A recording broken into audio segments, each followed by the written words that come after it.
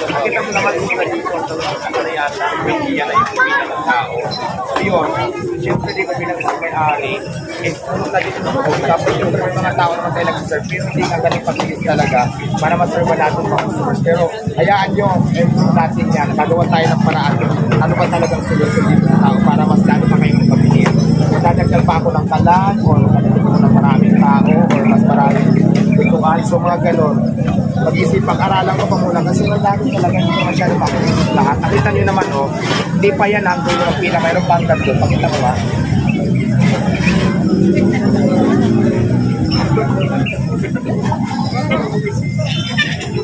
Ayan, di ba napakarami, kaya naman salamat talaga ako sa lahat ng sumusuportan, sa lahat ng gustong tikman ang Ako Ba o Diwata Paris Overdose ko.